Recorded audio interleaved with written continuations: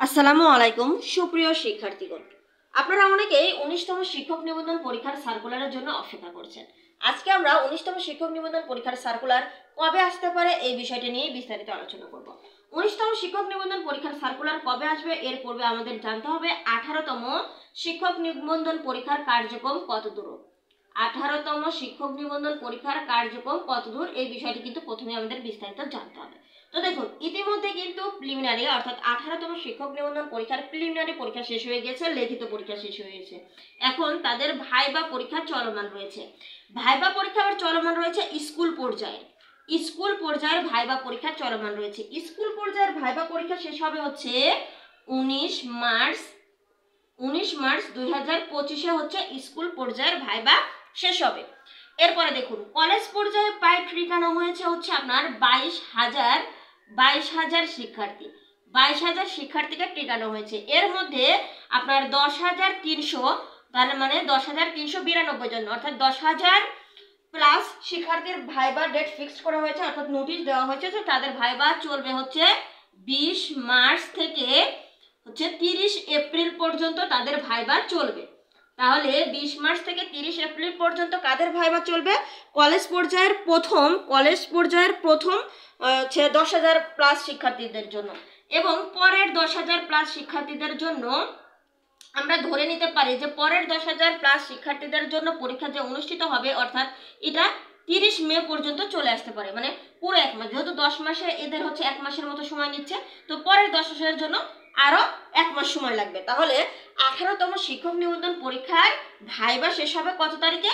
30 মে। মানে ধরে রাখুন কমপক্ষে 30 মে পর্যন্ত কিন্তু এই 18তম শিক্ষক নিবন্ধন পরীক্ষার ভাইবা শেষ হতে সময় লাগবে। তাহলে সার্কুলার কবে আসবে?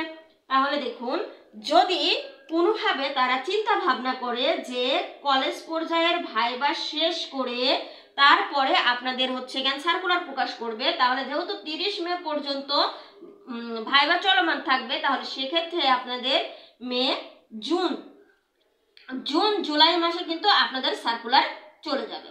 অর্থাৎ যদি তারা চিন্তা ভাবনা করে যে তারা ভাইবা পরীক্ষা শেষ করে দেন সার্কুলার প্রকাশ করবে, তাহলে কিন্তু জুন বা জুলাই মাসে কিন্তু আপনাদের সার্কুলার আসবে। কিন্তু কোনোভাবে, যেমন 18তম শিক্ষক নিবন্ধন পরীক্ষা কিন্তু ভাইবা চলাকালীন সময়ে কিন্তু তারা কি করেছিল? সার্কুলার প্রকাশ করেছিল। তাহলে ভাইবা চলাকালীন সময় যদি তারা সার্কুলার প্রকাশ করে, তাহলে কিন্তু এপ্রিল মেতে আপনাদের সার্কুলার আসবে।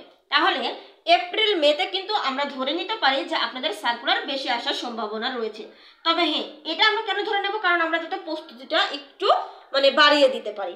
তো আপনারা যারা অনার্স প্রথম বর্ষ এবং দ্বিতীয় বর্ষ এবং চতুর্থ বর্ষের শিক্ষার্থী রয়েছেন, অর্থাৎ আপনারা যারা অনার্সের প্রথম, দ্বিতীয়, তৃতীয় ও চতুর্থ বর্ষের শিক্ষার্থী রয়েছেন, আপনারা সবাই কিন্তু হচ্ছে এই 19তম শিক্ষক নিবন্ধন পরীক্ষায় আবেদন করতে পারবেন।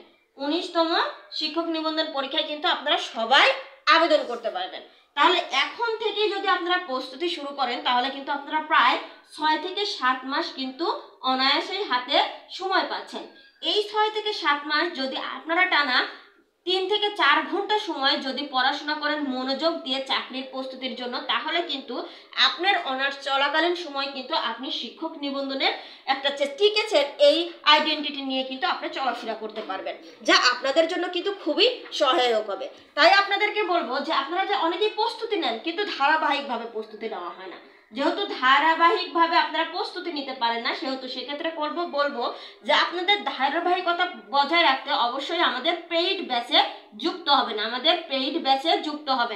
আমাদের পেইড ব্যাচে যুক্ত হতে হলে অবশ্যই আমাদের দেওয়া নাম্বারে যোগাযোগ করবেন।